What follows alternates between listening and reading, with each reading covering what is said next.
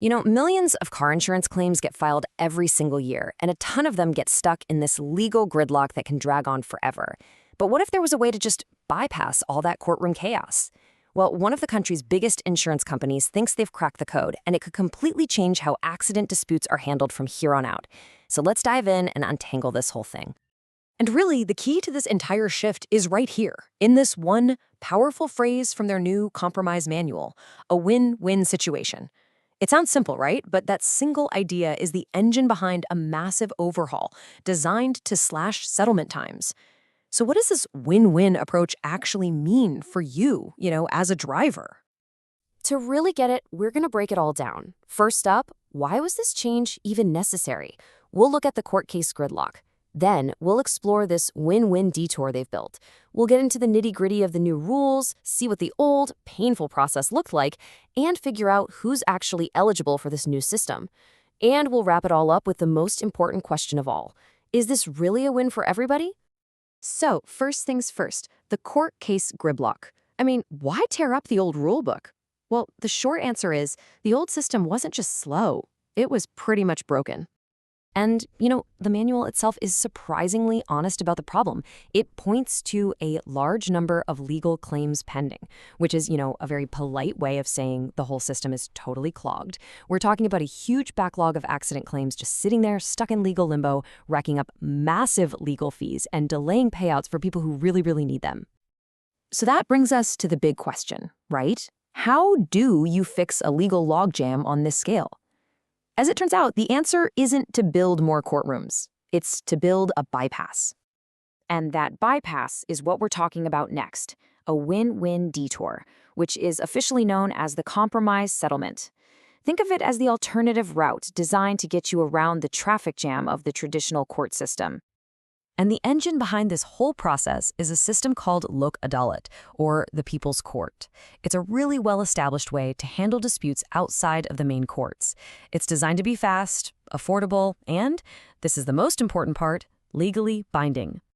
And the process itself? It's actually pretty straightforward. First, a neutral mediator helps the two sides find some common ground.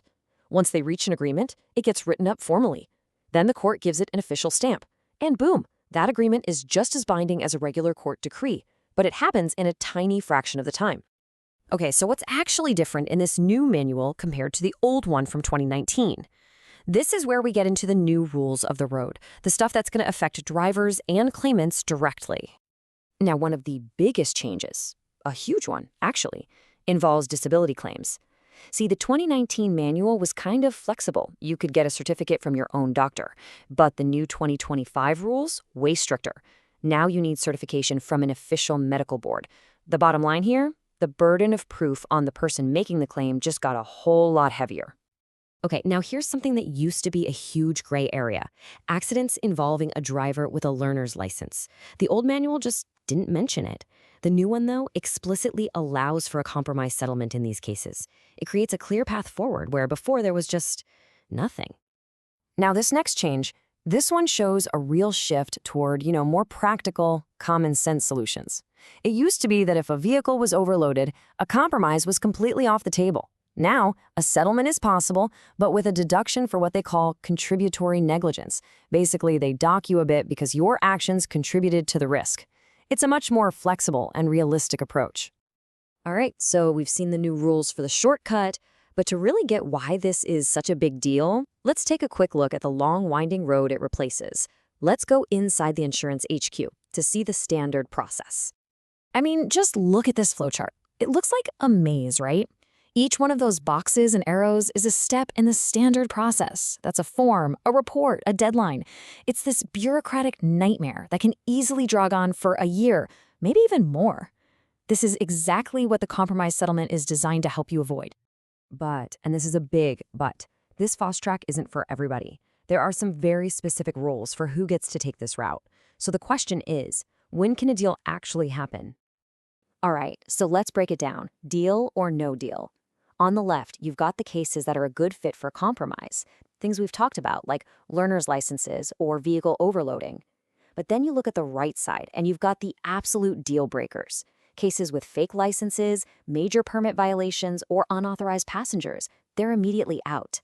You can see the system's really designed to weed out the obvious violations and focus on the messy cases where there's actual room to negotiate. Okay, so we've covered the problem, the solution, and all the new rules, and that brings us to the real bottom line. Our final question.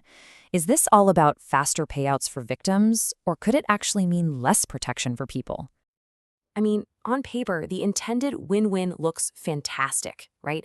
You're talking about clearing court backlogs, getting money to victims faster, cutting down on legal fees for everyone involved, and making the whole thing more transparent. It's an elegant solution to a very, very messy problem.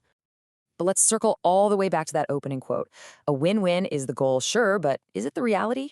Look, this new system promises speed and efficiency, and that's a huge plus, no doubt. But it also comes with these much stricter rules, like that higher bar for proving a disability. And that leaves us with a really critical question. Do these new rules actually strike the right balance? Or could they end up creating a whole new set of roadblocks for people who have perfectly legitimate claims? For anyone who gets behind the wheel of a car, that is the real question at the heart of this new rulebook.